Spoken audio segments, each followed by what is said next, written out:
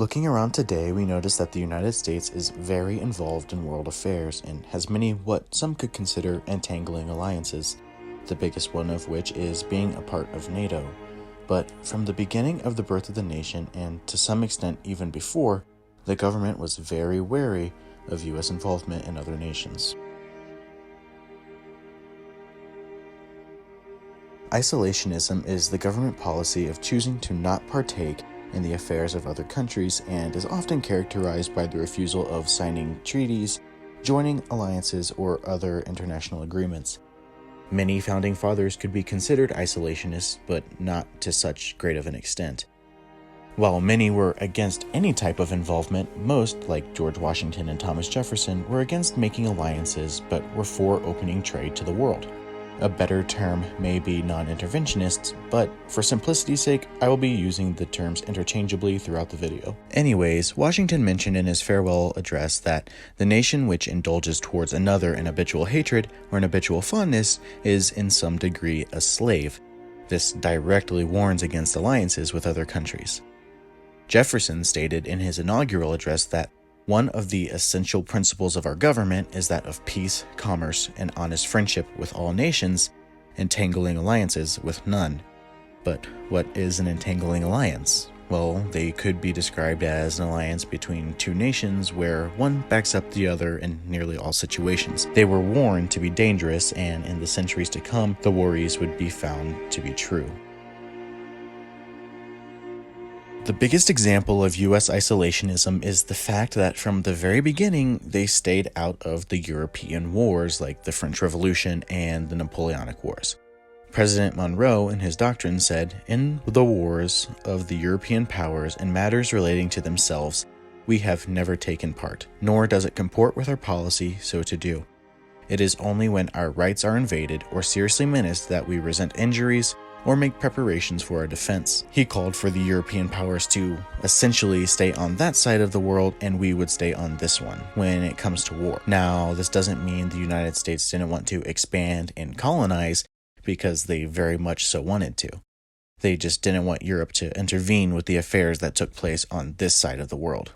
I'll likely make a more in-depth video about the Monroe Doctrine and American colonialism, but for now, that is a good enough explanation for our purposes today. Another example of U.S. isolationism is when Napoleon III was asking for the United States to join in a protest of Tsar Alexander II after he subdued a protest in Poland. The U.S. decided to stay neutral. Secretary of State William H. Seward stated the decision was made in defending our policy of non-intervention, straight, absolute, and peculiar as it may seem to other nations, and he insisted that the American people must be content to recommend the cause of human progress by the wisdom with which they should exercise the powers of self-government, forbearing at all times and in every way from foreign alliances, intervention, and interference. This continues to establish the non-interventionist outlook in the American government.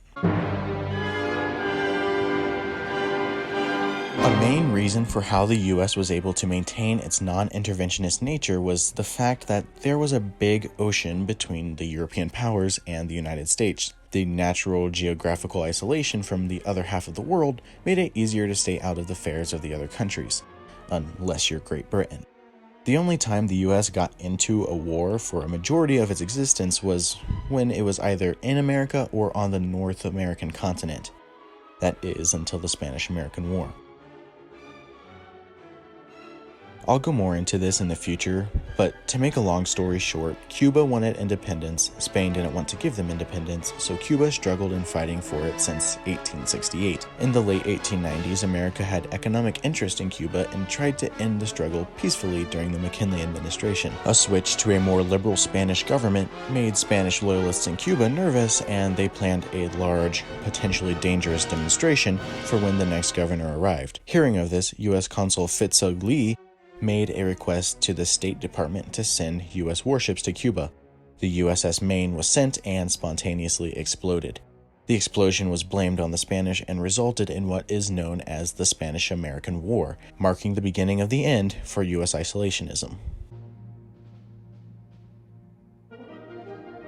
As we know, Austro-Hungarian Archduke Franz Ferdinand was assassinated by Serbian Gavrilo Princip. Austria-Hungary saw this as an opportunity to squash radical Serbian nationalism. With the fear of war, Serbia mobilized their army and called upon Russian support. In response, Austria-Hungary called upon German support, and these alliances would prove the Founding Fathers' greatest fears. The world was plunged into a great war. Of course, President Wilson was able to stay out of the war, embracing the tradition of staying out of European conflicts.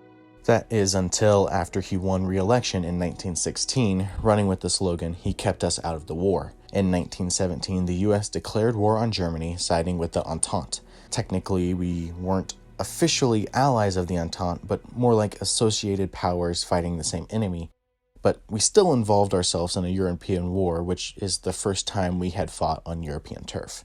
After what would be considered World War I, Wilson would call for a General Association of Nations to be formed, and the League of Nations would be created. However, the US Senate would reject admission to the League in trying to not get entangled with alliances. Leading up to the Second World War, there were attempts to remain non-interventionists, and there was a surge in popularity after World War I, but it was losing its power. The nation was once again divided into two groups, the interventionists who wanted to join the war and the non-interventionists who did not.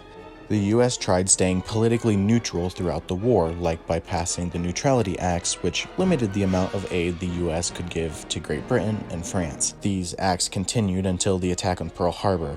The US was now in the war at full force, continuing the fall of non-interventionism in the sense that the United States didn't just declare war on Japan and fight to defend the nation, but the US also declared war in Europe. After World War II, in response to the spread of communism, the North Atlantic Treaty Organization was created and included the US. This would mark the death of American isolationism. This is because now if NATO decides to intervene, the US would too. Look at the Russian-Ukrainian war. If NATO decided to intervene, the US would surely follow suit, NATO being an entangling alliance with many countries. The reason why the Founding Fathers believed so much in isolationism or non-interventionism is because they hoped that the US would be capable of gaining peace without needing to fight, that they would spread freedom peacefully. While that was quite a dreamer's dream, they genuinely believed it was possible, and there was an example of this being possible.